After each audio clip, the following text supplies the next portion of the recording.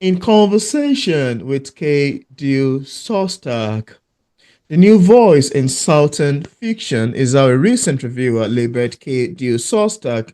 Now she might be the new voice in Southern mystery. The Manatee Did It, Book 1, and the Southern Beach Mystery series released early in 2020.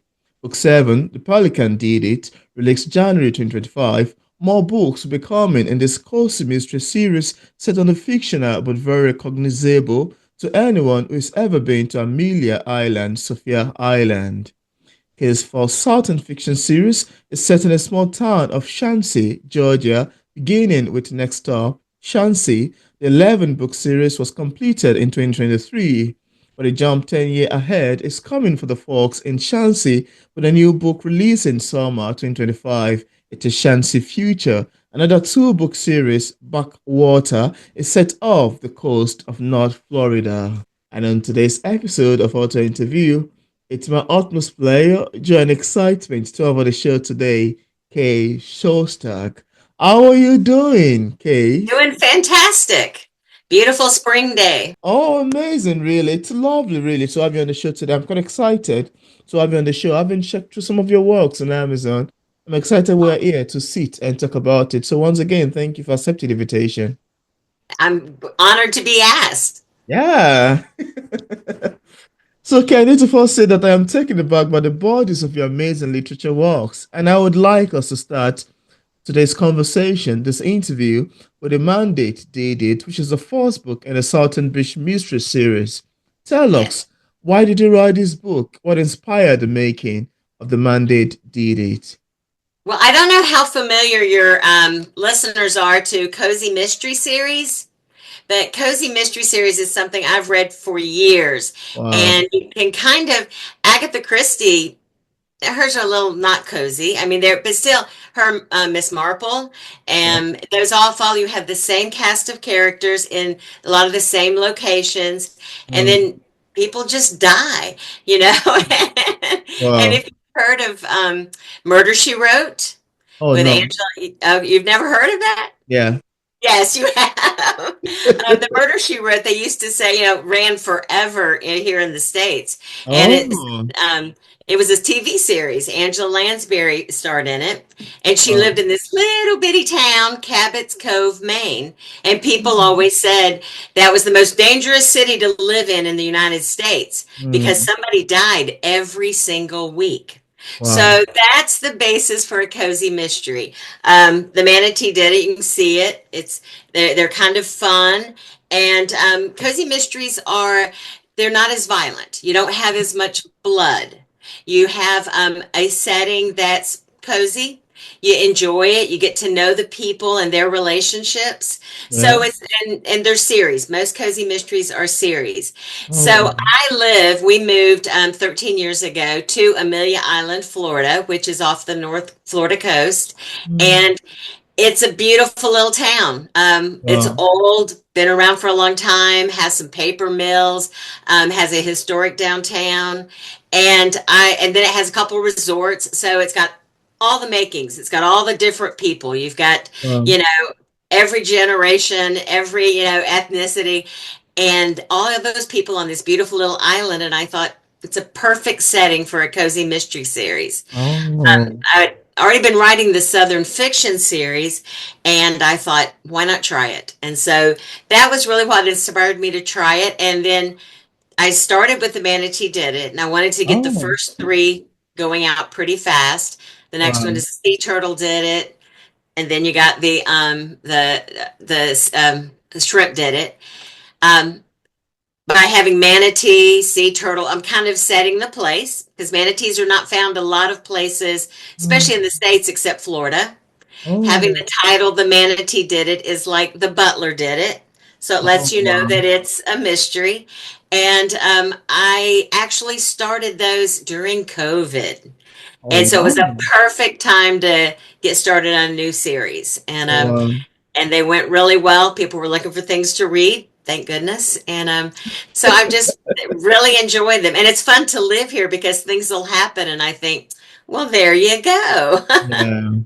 you know? Something for the new book. The latest book in that, The Pelican Did It, just came out. It's number 7, and it just came out in January. Oh, wow. Yeah. That's actually amazing, really. I mean, I love your take on this, really. And it's such a beautiful background you've given us to have an idea into the making of this particular book, which I found to be quite beautiful and quite awesome, really. So I want to say thank you, really, Oh, for well, thank sharing you. with us. Yeah. And I would also like to ask you, why do you think this is the best time in the history of the world to be an author? What kept you from writing early in life? I'm just curious. That might sound like a funny question to ask, but let's do it. No, it's actually something I share in most all of. A matter of fact, I spoke at a book club last week, and I was telling Yeah. they were interested in both of those questions. Um, First, why I started writing late in life was I thought anyone that liked to read wanted to write books.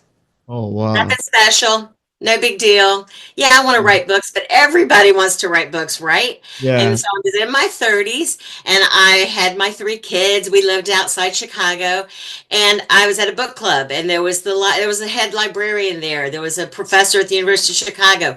We're all Mm. around this table and we'd read this book that I loved.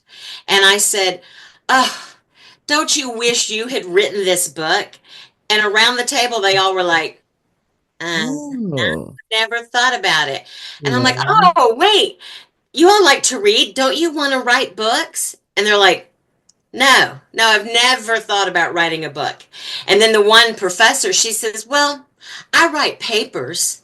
And I said, no, no, no, I meant like fiction. And she goes, Mm. oh, you mean just make stuff up? Oh, no, no, no, I've never thought of that. And I came Wow. home. I asked my husband, I said, do you want to write books? And he says, no, never even imagined it. And so I realized apparently this is a God thing. This is something he's told me to do. And so I started writing the next day. Oh, Now, wow. those first few books are not published, Mm. but that you got to practice. Got to have Yeah, practice books. Um, absolutely. Now, why do I believe it's the best time in the history of the world? Is because authors have never had so much access to printing and the market. Charles Dickens did exactly what all the indie authors are doing now. He did it Mm. back then. He just serialized when he would buy a newspaper or start a newspaper and serialize his books. Alfred Dumas did the same thing. They serialized their books and sold it in a newspaper, and they were writing. I am an author that writes by the seat of my pants. I don't have an outline. They did the same thing. Dickens Wow. talks about running into a lady who was like, I need the next excerpt from the newspaper. I need the next. And he said, I need to know if little Dorrit dies. And Dickens Mm. said, I panicked because I didn't know if she was going to die or not. Mm. So here Dickens was, he was making his own marketing. He was having to do his own printing. Nowadays, I had an agent. I had gone the whole traditional route, but wasn't fast enough for me. I wanted to get more stuff out, and it was during one of the economic downturns. So, yeah, I do. I believe right now an author can publish something, and you're out there, and you can access the marketplace. Facebook is amazing. Amazon's amazing. How much they'll work with you. I tell people as easy as it is to buy stuff on Amazon, it's almost that easy to publish a book there. Yeah, People that would have never been able to get a book out can get it out now. Now, yeah, yeah, doesn't mean they're all good, doesn't mean they all need to be published, but yeah. it is the best time, I believe, in the history of the world Motto. to be an author. Absolutely. Oh, wow. That's a beautiful answer you've got in there. I love it wholeheartedly. Very Okay. beautiful and quite fun and quite relatable, something that we can see with our two obvious eyes and very Yeah. rampant even in a current world. Thank you. Thank you for sharing. Then you also have the second series in the Southern Beach in the name of The Sea Torture. And I need to say, I particularly love how you title your books over and over and over and over again with bit of interesting titles in there. Now, for the sake of readers who haven't read The Sea Turtle yet, and without giving much information away, could we have a sneak of what you'd expect picking up that book? Well, I do live. That's one another way that book is situated. here in the southern United States because this is where Yeah. we have the sea turtles come ashore and lay their eggs. Mm. And so on Amelia Island, it's a huge part of the people that protect the turtle nest because they come. I don't know if you know a sea turtle. She comes on ashore. She digs a nest in the sand. She Mm. buries the hundreds of eggs, and then Yeah. she leaves to never see the eggs again. Oh, wow. And when the hatchlings, and so the sea turtle patrol people that Yeah. walk the island, walk the beaches all up and down Florida and South Oh, Carolina and oh, wow. Georgia every day in the spring, they mark these sea turtle nest. Oh, And they are, if they're officially a sea turtle person, you have stakes, wooden stakes, and yellow ribbon that you put around the nest. And that mm. way, people don't walk over top of it. You just know to protect it. And so if you go to the beaches in this area, you see these nests all the time. Yeah. And so I I thought, first of all, I like the whole Sea Turtle Did It, the title, Yeah. and I like researching about the different animals and stuff. But so in this, somebody has found a sea turtle nest way too early. And so there's a big battle about, is it a true nest or is somebody trying to fake everybody out? Mm. Well, there might be a body in the nest. Mm. That somebody has hidden the body by acting like it's a sea turtle nest. So Wow. I had this idea. I contacted somebody, gave me the name of the lady that was in charge of the sea turtle walking groups here on Amelia Island. And Yeah. I called her and I said, what would happen if you found a fake nest where somebody has just put up, a lawn chair around it and tried to protect it, make it look like a sea turtle nest. And Mm. she says, I said, would there be a big battle between, do we tear it down? Do we keep it? Do we see if it's a real nest? She says, well, that has happened. Mm. Luckily, there wasn't a body hidden in it. So that's just for the cozy mystery thing. So Wow. that's what's fun. And then doing the research on the different animals. The animals do not commit the murders. I'm assuming you figured that out. But they, but I do have the fifth book is The Gator Did It. And Oh, I got to look up Valerie. It's during football season, not your football mm. season, American football season in the fall Good. in the South, which is pretty huge. And so it's the University of Florida Gators Oh, and then wow. real alligators. So I got to Mm. one of the more interesting searches I did was do alligators eat dead bodies? Because Oh, some animals won't eat dead meat or dead animals. yeah. Alligators do eat dead bodies. So that helped with my book. So Wow. Wow, that's amazing too, really. I love your take on these questions. I love your oh good. answers to them, really. They sound to be very beautiful and quite amazing to me. Thank You you. have some really, I told my husband just a minute ago that I said his questions are really good. They're really deep with the ones, and I was like, I really like them. Thank you. That's quite fun, really. And I know that you've shown that by the one by your side, yeah. I wanted to know if you have other books close by that you can just show to the camera. That'll be fine. Yep. Yeah, from that There's next Next up. Up Chancey. Yeah, how That about the was my next up? first book. Beautiful That was my cover you've got first in there. book. Yep. And then the second and third in that series, I just wanted to show because I love my covers. Oh, See, and the amazing. name Chancey of the town is in the titles of all those books. Wow. And those are Southern fiction, and they're set in a small town in North Georgia up in the mountains. Oh, wow. Yeah. Interesting. And so there's 11 in that series, 11 books in that series. So That's amazing. That's a whole lot, really, you've got ongoing. I wonder how you find the time to write all those books. I just like writing. It's a lot of fun, and my kids are all grown now, so I really enjoy it. And my editor, I've worked with my editor for several years now, Oh, and I'm a fairly fast writer. I used to write for a newspaper when we lived up oh, in the Chicago area, oh. and when you write for a newspaper, you become a fast writer, and you also get a really thick skin. And I think every writer needs a really thick skin. Yeah. Yeah. So working for a newspaper, that'll do it. That you come down, you write them one day, you send it up, you come to work the next morning, and it's all laying on your desk.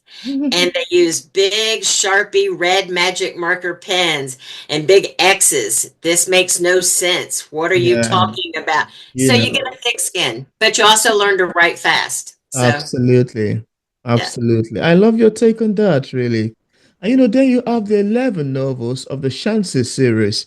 Without Yes. giving spoiler, can you tell us about the making of the first book, Next Stop Shanxi? Yes. The main character, I had written several books before, and Oh, I that. was talking with an agent, Yeah. and they had not been published or anything. And I was talking with an agent, and she said, "You're kind of sarcastic. Have you ever thought about changing genres?" Because I Oh, was writing in a Christian fiction type area. And she wow. goes, you might want to think about changing genres. Well, that kind of ticked me off. I'm like, well, I don't know. I wasn't thinking about that. But then I started writing this book, and it was definitely my voice. And I Wow. was in a critique group with some really amazing authors, and this was in the Atlanta area, and and they were like, this is your voice, Southern fiction.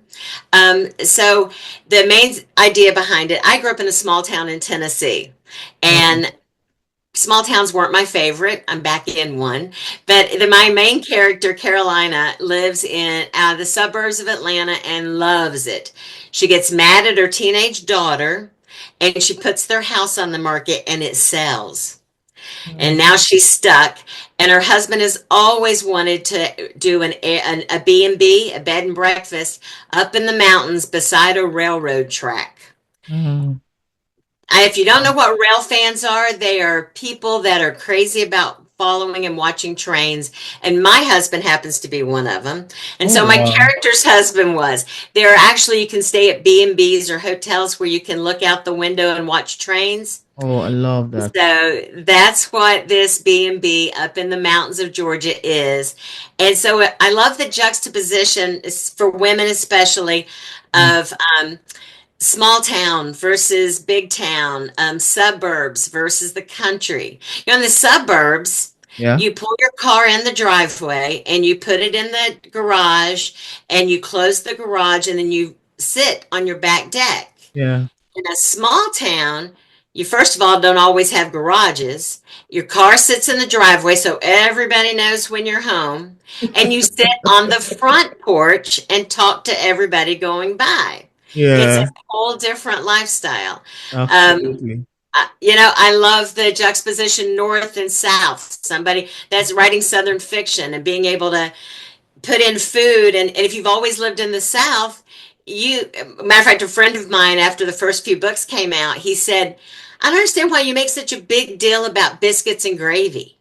And Mm. I said, "Because they don't eat that up north." And he said, "You're kidding. Why don't they?" I'm like, "Well, it's not it's like this week I fit my husband's and I and a wedding anniversary is on St. Patrick's Day. So I make corned beef and cabbage. Well, Oh, I grew up, I'd never had corned beef and cabbage because I wow. grew up in Tennessee. It wasn't something we fixed. So Mm, I love introducing that and having people play off the idea of not recognizing something, not knowing that it's different, and I couldn't do that if I hadn't lived up in Chicago for 10 years. mm. Because Oh, I got to see the difference in places and not just the food, but customs, who's friendlier in at first or friendlier later. You know, yeah. it's so that's the Southern fiction is just really playing off a lot of what the South has good and what the South has bad, Mm. and we like to laugh. We're kind of sarcastic Animated. and Yeah. funny. And my motto for all my books is I write books you can read without thinking, but can't stop thinking about. Wow. I love that. I want to entertain. Yeah, that's a good one, really. Oh, good. That's an amazing one. I love your take on this, really, Kay. Sounds very beautiful to me. And Well, I'd love to ask you, because one of the most interesting things to me as a writer is to sit back and listen to readers' feedbacks. And you may want to agree with me that one of the things that makes literature to be quite complex is the fact that It can be interpreted in different ways by different readers based on their opinion. For somebody like you who have written several novels, we might have some experience about some readers would read some book and interpret it in the way that suits them. It might sometimes be close to what the author intended. Sometimes it might be exactly what the author intended. Sometimes it might be far from what the author intended. And they just give a different interpretation from one person to another over and over and over again. It keeps going.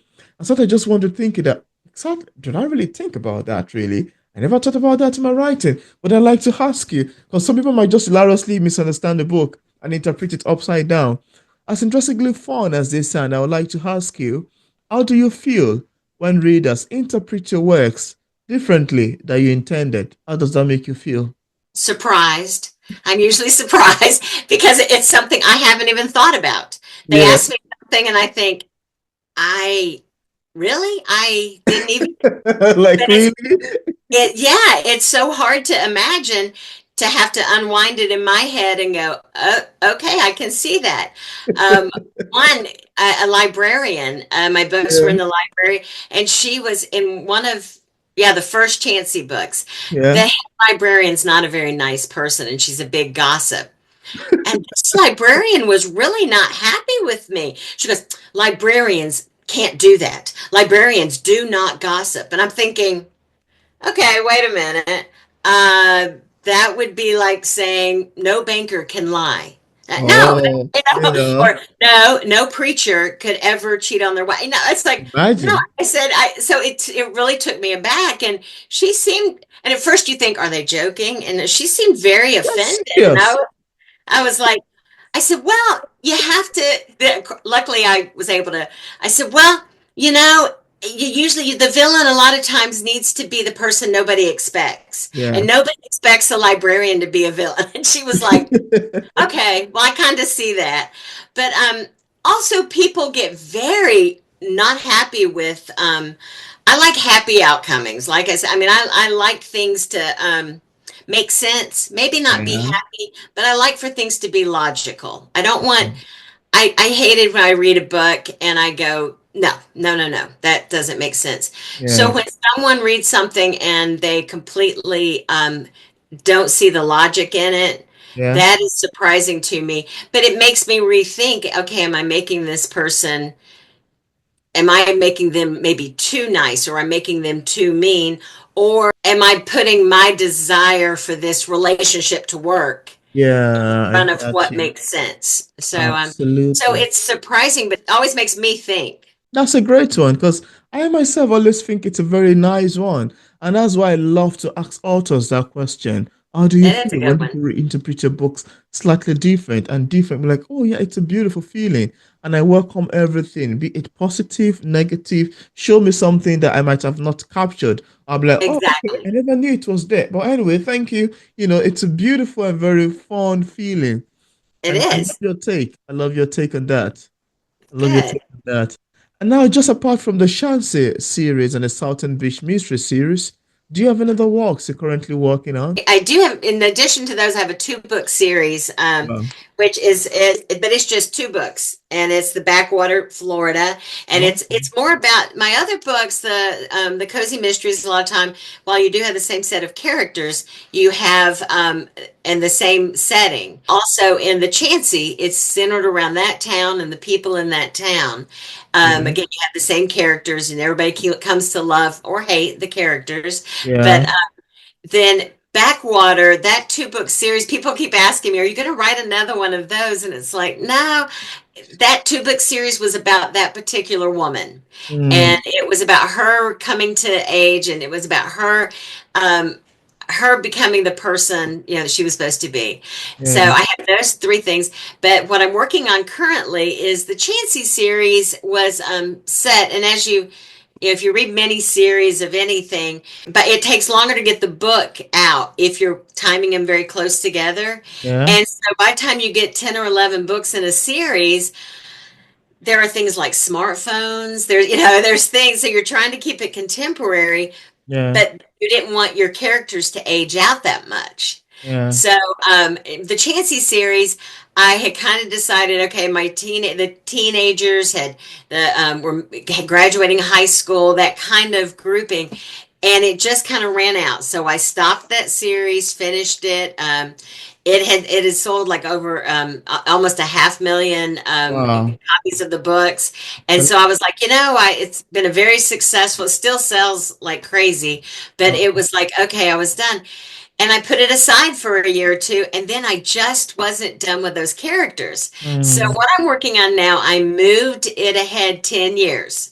And oh. so all of those teenagers that were going off to college and didn't know what they were going to do, now they're young parents. And Mm, all those middle-aged parents are now the parents of their grown up. grandparents, and the town has aged and people have died and new people, the town it's got things to deal with that any small town has to deal with Yeah. if it's, and this one is right north of Atlanta, so Atlanta's always growing.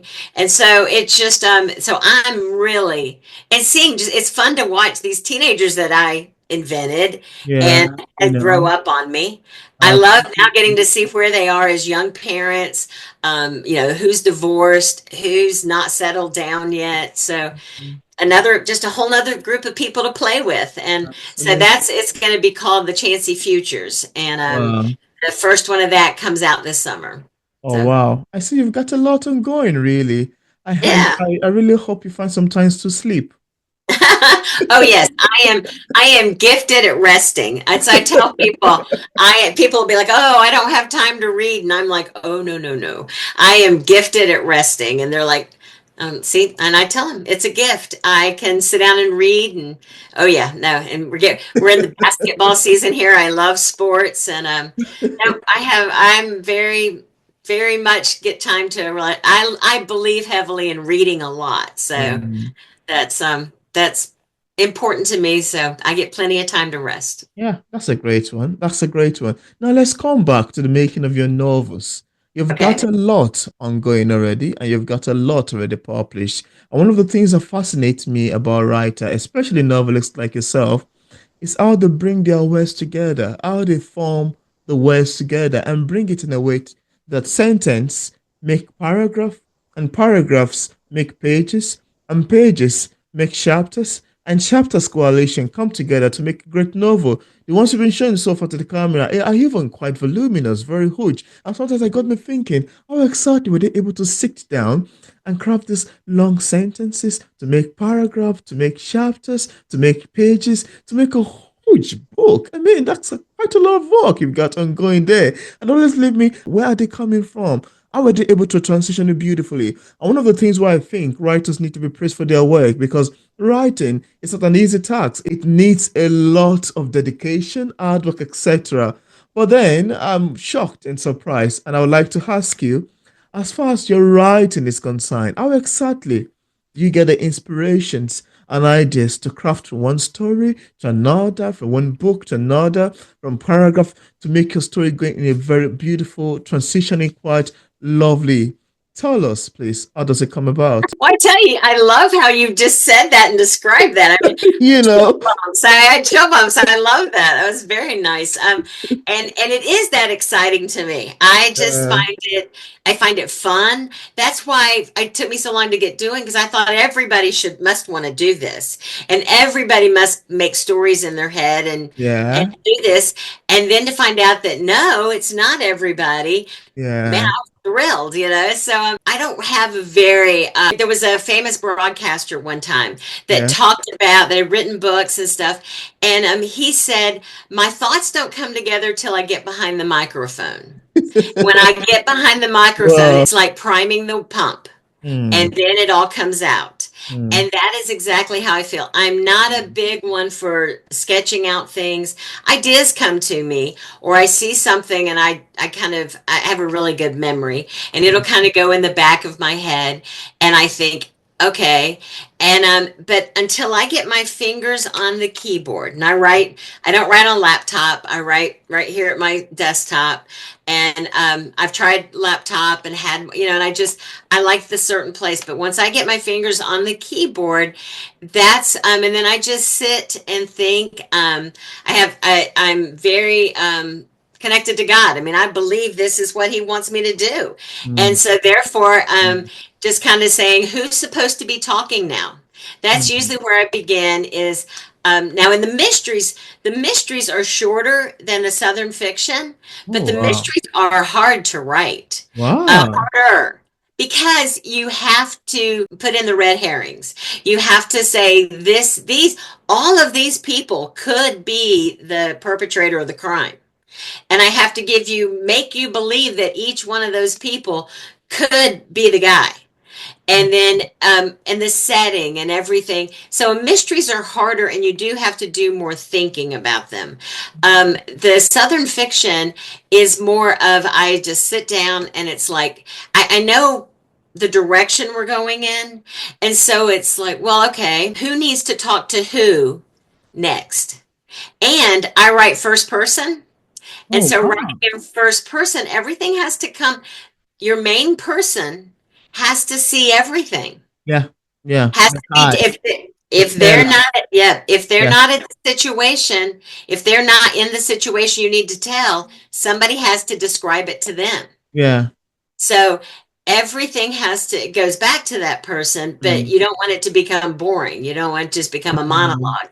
So my inspiration is the story. I love the story. I don't know what kind of reader you are, but I'm the kind of reader, if I'm reading and it's a rainy day and we're in London, I've never been to London, but if it's a rainy day and in London, I'm in London and it's a rainy day. And when I look up and I'm in Florida and it's sunshiny, it's like, it takes me a minute to come back to that's where I'm at. So I get totally immersed in a book. It's even worse when you're writing. It's for me writing. If it's dinner time and I'm writing about what they're having for dinner, and then I Mm. look up and it's only lunchtime, I'm like, well, wait a minute. Aren't we supposed to be getting dinner ready? So I'm very much into the story. I have Yeah. people, I like, divorcing myself from the story at times where I have to stop and go. My mom is getting older now and she'll say, Kay, did I dream that? She'll tell me something. She'll say, did that happen or did I dream that? And Wow. that's how I feel about books. I'll Wow. look at my husband and be like, did that happen or is that in a book? And so my inspiration really is just sitting down, putting my hands on the keyboard, Mm, and like stepping into a pool, just stepping into the story. mm. And then I write what they do next. That's all I do. I don't know if you Wow. know that Madeline L'Engle, who wrote Wrinkle in Time. I've heard about that. Yeah, she has a series of journals, the Crosswick journals about her writing and stuff. And she said writing to her was like you've got a pot of stew on the stove Mm. and you put in your ham and you put in some peas, you turn around to peel the carrots. And when you turn back around, someone put potatoes in the stew. Oh. And that's how writing is to me. As I'm writing, it just comes and it happens. And a lot of it to me, the writing is losing control and letting it just flow. Oh, I love that. I love your answer to this particular question. And I must say, Good. you've got a beautiful writing process. The writing process sounds to me to be quite fun, really. It's a beautiful Yes. one. You're just Yes. sitting down, let everything flow and do the work. That's a beautiful one. Quite Oh, okay. commendable, I'd say. Thank you. Thank you Oh, for sharing, yeah. thanks for asking. And also, I wanted to ask you, as a published author, what sort of advice would you give other writers who are still struggling with writing, completing a book, and publishing? Yeah. And also, where can interested viewers get a copy of your books from? If you want to be a writer, first thing you have to do is stay home and sit down. Uh, And all of my friends that want to be writers, that seems to be the hardest step is mm, staying home and sitting down because that's the only way it happens. mm, And then and mainly that just means you need to be by yourself. And and then to start writing is write. And don't worry about the marketing, and don't worry about publishing, and don't worry about an agent. Yeah. Write the end. I have a lot of friends, and they would spend a lot of money, and I've been at conferences with them that never finished a book. Mm. It's harder to finish a book than people think. Yeah. Until you finish it, don't worry about the other stuff. Yeah. If you're going to finish it, then you can worry and go move to the next thing and start writing the second book. Yeah. Keep writing. And that's my main thing is write, write, write. Now for the publishing and the marketing, I love being an indie author. Absolutely love it. I love that I have control. I can Yeah. control the time. I was getting ready to sign with the next stop, Chancey. I was getting ready to sign with a small publisher. And I read all the contract and everything, and it said that I got 3 times I could turn down the cover. Wow. Well, this was in the 20 years 2010, ago. 20, yeah. And so this is my cover. My covers are beautiful. This is not doing it justice. I have the best cover artist, Rosanna White. Wow. She is fantastic. And Interesting. during that time, I thought they were chick lit. I thought they Yeah. might come along and go, this is women. It's kind of funny.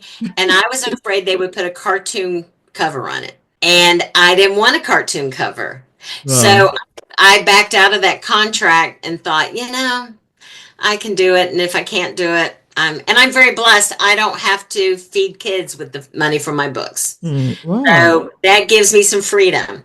Um, Interesting. so the idea of being an indie author and being able to choose my covers, to be able to work on a directional, the Mm. fact it helps me tremendously being an indie author that I have a thick skin. I Yeah. can hire an editor and work with an editor and believe what they say. I can get rid of stuff. I can add stuff. You have to be able to listen. And Yeah. then learning the process of publishing. I publish on Ingram Spark and then also on ebooks. And so my Mm. books are available in print and ebook. They're print, Amazon, but a lot of libraries carry my books, Wow. and then also they can be ordered through Ingram is the biggest book printer in the world. Yeah. So anywhere that you can order a book from Ingram, my books are in their catalog. So Wow. that's, you can get a print book. My ebooks are on Amazon, and my books are all in Kindle Unlimited. So, Wow. yep. So all of my books, I love Kindle Unlimited because as much as I love writing series, I love reading series. And man, if you like series, Kindle Unlimited's awesome. Would you like Absolutely. to read the next book? Well, just push this button. I mean, they make it You too easy. know, So, yeah. so Mhm. that's my books are available in all those places. But the main thing to me is write and keep writing. Right. And if you can find a critique group, if you can, Yeah. those were very instrumental to It me helps. learning. Yeah. Yes. Helps. And read everything. Read your genre. That aggravates Mhm. me when people on Facebook groups say about their book and you'll say, well, what in that genre do you like? Because they'll want to know how to market. And they'll say, oh, I don't really read that genre. It's like, well, then, never mind. You're Well, talking to the wrong person. thank you so much. That's an amazing one you've got in there. Thank you so much for your advice. And I'm hoping that viewers, even including myself, would love to utilize it. And for the sake of viewers who would love to get a copy of Shostak book directly, I left a link in the description part of this interview where interested viewers can get a copy directly on Amazon and Barnes& and Nobles on our website and also on other platforms. I also left a link to our social media pages for possible followings. So thank you so much, Kay, for Thank accepting the you. invitation to be featured on P English Literature. I must say this is more than awesome, very great and quite exciting having you in conversation around your beautiful titles. Thank you so much for coming Thank you. on. Thank you for having me. It was wonderful. Yeah, it's my pleasure as well.